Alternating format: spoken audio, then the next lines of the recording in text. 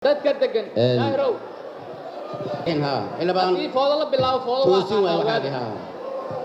dadka degan galhareeri iyo wabxo ha loo doodo oo shabaab kor fadhiyo Soomaali waaye argagixiso waaye magaciisa magac iska bedelay oo magafayaal oo isbaarooyin ku yaalaan salaama waxaan u soo istaagay point of order kan aan u qaatay inaan saxo xildhibaanka halkan hadda ka tagay maalin walba waxa lagu wareegtaa magaalada Muqdisho iyo Xamar xildhibaanka u doodaya Xamar ee dhaay xildhibaanada matala Xamar may ka hadlaan dhibaatada lagu hayo dadka xildhibaanka halkan ka tagay dadkiisa shabaab kor fadhiyo muddo 12 sano ah hal maalin kaba doodin oo ma hadlin moosan maxay ahayd moosan ka hadlin ولا حلوان وحارمنا iyadoo la islaamayo حلوان dadka degan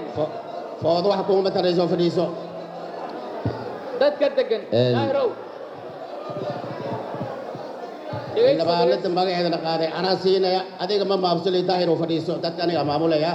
تبان فايز وان سينا واحد ليس أيه إلا بان وركا بونت فورر كا وما سنتهي دوتا بونت فورر كا كبيرين ها إلا بان في فوضى لا بلاو فوضى توسي واحد ها فوضى هدي لا بلاو فوضى واقانا إذا ويستاجرها ما جبتوا قاعد إلا بان دتك هلا دودين بوينت فورر كا عدستي كهذا هذه أنت سحق ولا هاي بس وحربا ممكن قدومي هذا ما صن دتك دجن الهريري وبحو هلا دوضو وشباب كرفديو وما سنتهي إلا بان فايزو ما قاعد horta gudoomiye waxaan rabaa meeshan waxa ka socdo problemkeeda aday ku saameynayaan sabab ah aniga qodobka 8aad ee xeroosaadka wuxuu qorayaa wasiir ama xildhibaan qofkii magaciisa la sheego aniga horta magac ma sheegin baarlamaankuna marqaatiyo u yahay inaan magac sheegin sababta horta point of order ka u siiyay horta asaa laga rabaa inuu ka jawaabo tan kale ani ma rabo inaan xildhibaan u jawaabo sababta oo ani waxaan ka hadlaynaa qofkii xanuunsanayso galhareeri iyo wabxada dadka joogo problemka dadka gobolka banaadir lagu haayo kama badna kan lagu haayo ila ogaatid waayo taas ila ogaatid waayo cid haysato Soomaali waaye argagixiso waaye kuwaana waa ayagii oo magac iska bedelay oo magafayaal oo isbaarooyin ku yaalaan marka waxa ogaataa magafayaal magac bedeshay horta ay wax gooni inay qabaayaan iska dhigin haddii sumcad iyo sharafka baarlamaanka la ilaali waayo oo qofka aragtidiisa qof inta loo waco oo dhawaa waa duraya dawladda Soomaaliya horta galhareeri iyo ceelbuur iyo waxa masuulka baahane xilli waa faa'iido jeeyta masuulka baaha wasaaradda gaashaandhigana wasiirka miyiga adigana point of order ku dhameysatay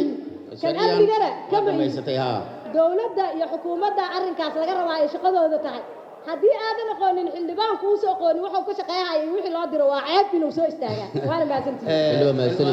xildhibaan maxamed cabdiqaadir qodobka 25aad faqradiisa saddexaad xarafkiisa ee xorosaadka golaha shacabka waxaan u mahadcelinaynaa mudanayaasha la damqaday dareenkii shacabka Soomaaliyeed iyo bajaajleyda oo maalmahan ku banaanbaxayay magaalada Muqdisho xaq dastuurina ay u lahaayeen inay si nabdoon u cabiraan dareenkooda sida uu qabo qodobka 20aad ee dastuurka meelgaarka ah kaas oo qeexaya xorriyadda kulanka iyo banaanbax waxaan arkaynay dad mas'uuliyiin oo diidan inay shacabka dareenkoodu cabiraan shacabka inay dareenkooda cabiraan waa xaq dastuuri ah inay codsadaan maaha waxa muhiim ah kaliya in la ilaaliyo xasiloonida iyo deganaanshaha waxaan soo jeedinayaa horta marka hore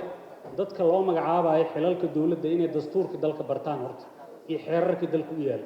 ninaan dastuurkii aqoon inuu meel iska soo istaago iska hadlaayo iska dhahaayo shacabka inay banaan baxaan xaq uma laha bal adeerayaal oo dastuurka horta dib ugu laabta fiiriya xeerarkii iyo heshiiskii bulsho annaga aan ku heshiinay taas markaan ka gudbo horta dastuurkeena muhiim waaye awoodda dawladda iyo awoodda shacabku kala sheegaya in la fiiriyana aad ay muhiim u tahay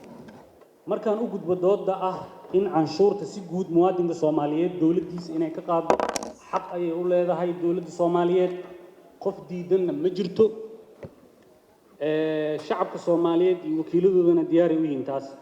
laakiin doodaha sida ay u socdaan yaan la maran habaabin shacabka Soomaaliyeed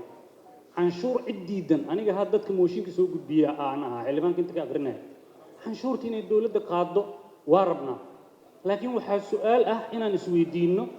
waa sidee goormee sidee inaan isweydiinno waa marka muwaadinka waa marka uu haysto canshuur waa marka laga qaadayo waa inuu haystaa adeeg hufan amni cadaalad imkaaniyaadka dowladda inuu helo sida caafimaadka waxbarashada iyo wixii la mid ah waxaa mamnuuc ah sida dalalka qaarkood waxaa ka jiro in ka badan 65 dowladood oo afrikaan waxaa laga qaadaa canshuurta laga qaado specific areas ayaa laga qaadaa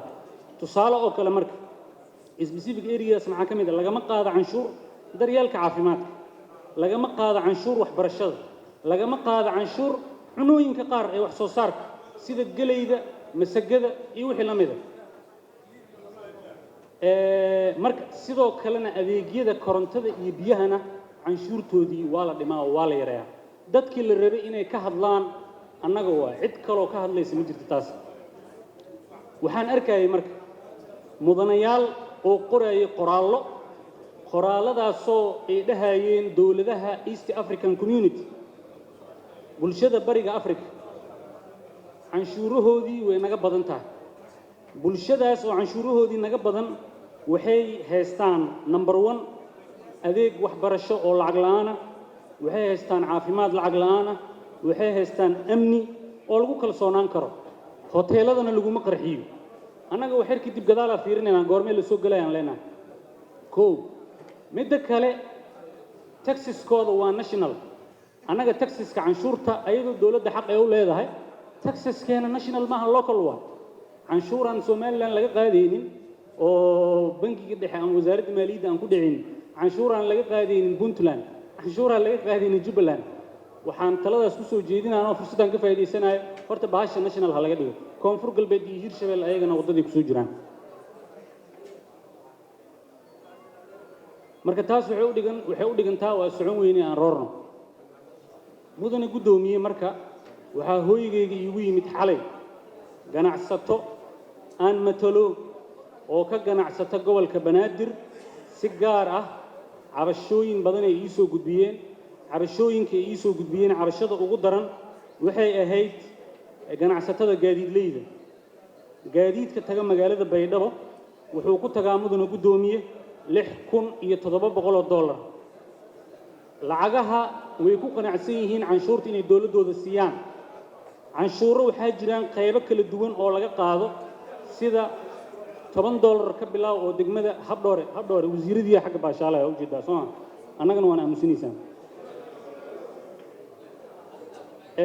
marka $10 nuuxi laftirkiisa abjirmay xagga $10 oo waxaa jirta degmada laga qaado waxaa jirta $188 oo ex control lagu qaado waxaa jirta $80 oo lagu qaado siinka dheer waxaasoo dhan inay bixiyaan diyaar u yihiin laakiin waxaa jirta lacag $250 oo qaab shufta ee lagu qaado mudane gudoomiye waxaan kuu soo gudbinayaa cadeemahaas canshuurahaas sharci darada ah oo magac dowladeed lagu qaadanayo ayagoo ooynayo guriga ugu yimaadeen gudoomiyaha guddiga ganacsigana waa ku wareejinayaa mudane gudoomiye adigana waa kugu wareejinayaa lacagtaas cadaalad darada ah sharci darada ah ee shuftada jidka u taagan tahay siinka dheer iyo eeridaas oo haddana qaab dowladeed kuwii dowladdu u shaqeynaya telefoon diraa waa idin xiraynaa leeyihiin dhibaatadana haysata dadka ugu badan waa la kala dhibaato badan yahay laakiin dadka ugu badan dadka koonfur galbeed ka soo jeeda waa sidoo xildhibaanka sheegay ganacsatadoodii dhibaato lagu hayaa wadadaas loo taagan yahay waana la dhacaa mudane gudoomiye warqadaha iyo dukumentigana meeshana ku haya okay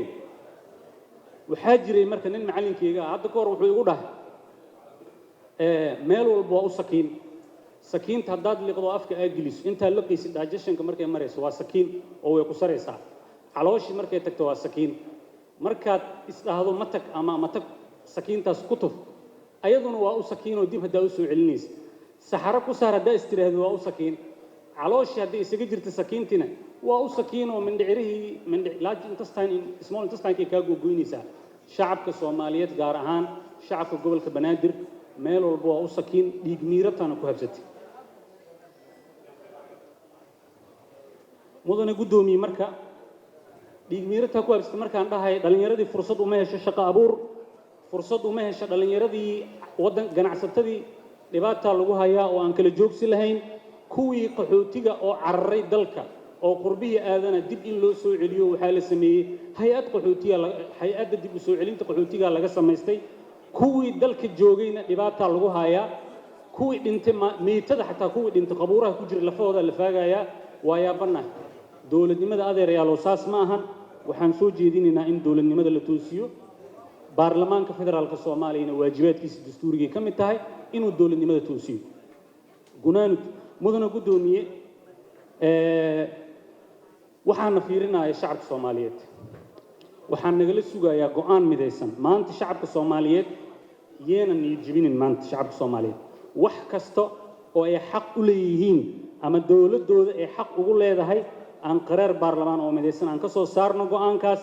oo ah hakin ilaa dib u eegis baarlamaan laga sameeyo cabishooyinkan aan kor ku soo xusnay oo cadeymahooda wata maadaama ay weli xiran yihiin dukaamadii ganacsatada oo meediyihiina waa la caburiyey ha hadlina la yidhi meediyana maadaama la caburiyeyna dukaamadii inay xiran yihiin cadeymahoodiina waa haynaa ayagoo sawira oo idin tuseenaa waxaan kaloo soo jeedinayaa mudana guddoomiye in loo yeero wasaaradda maaliyadda sababtoo ah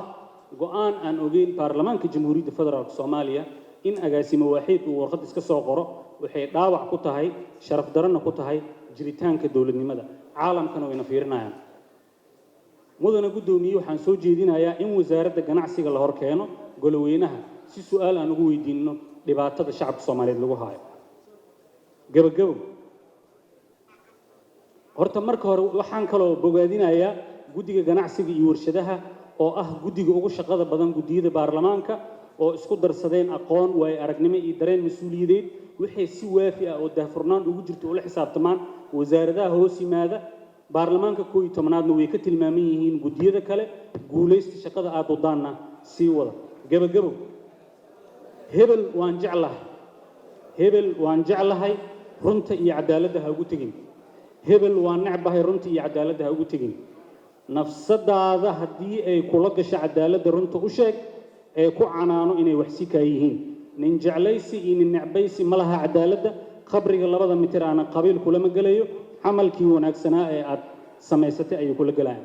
waxaa kale la yidhaahdaa tuug intaanan tuug la dhihin ayuu tuug ku dhahaa shacabku way og yihiin kuwa shararaqda xaaraanta aqaata bishii ayay u soo dhacdaa shararaqdaas xaaraanta ah waxaa laga dareemi karaa doodahooda aan cilmiga ku dhisnayn dareenka aan ku dhisnayn shacabka iyo caqligaba aan ku dhisnayn hanagu kalifina marka inaan idin sheegno shacabkii idin soo doortana aan idinku falaashino wabilaahi tawfiiq